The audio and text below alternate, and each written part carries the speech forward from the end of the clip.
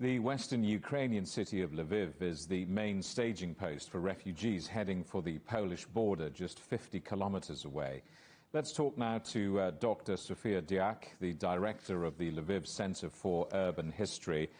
Doctor, welcome. First question, what is the situation like in Lviv where you are? What are you seeing?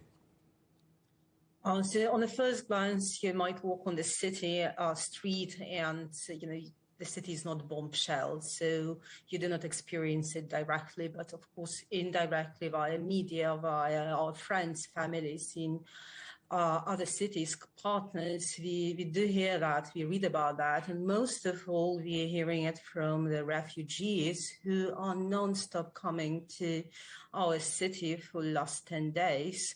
And this is the most poignant and dramatic stories you could hear. And especially as a historian, you're used to read it in sources, but hearing it from people who just fled their homes is something completely different. Let me ask you more about the refugees, because your city has seen a rapid influx of tens of thousands of refugees from other parts of Ukraine. How are the authorities in your city coping with that?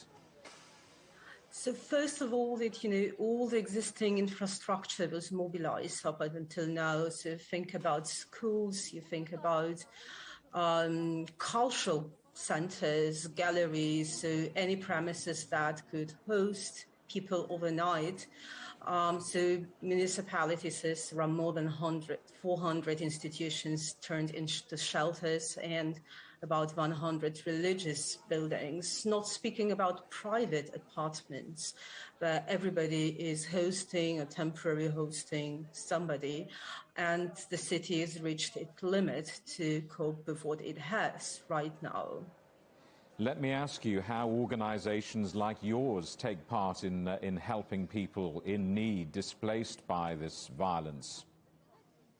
So you just imagine a regular research center with infrastructure like a conference room, a cafe, and an office space. So part of our office space is given to institutions which had to relocate from Kyiv and Kharkiv, but our conference room and cafe are turned into shelter. And while in the first days we had a dozen people, right now overnight we have 50 to 60 people each night.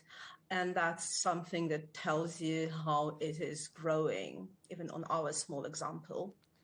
As a historian, when they come to write this chapter of European history, how will they explain Russia's invasion of Ukraine?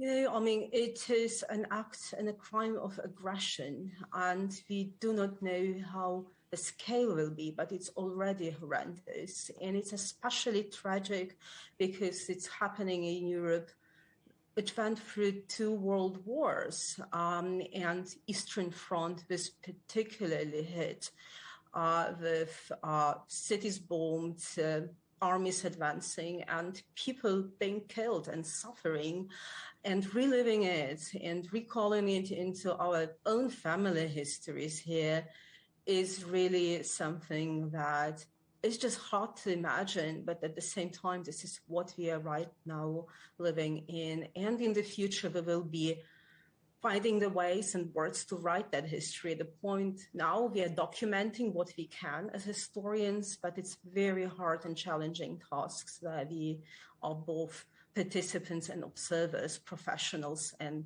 citizens. Dr. Sofia Dyak, the director of the Lviv Center for Urban History, thank you very much.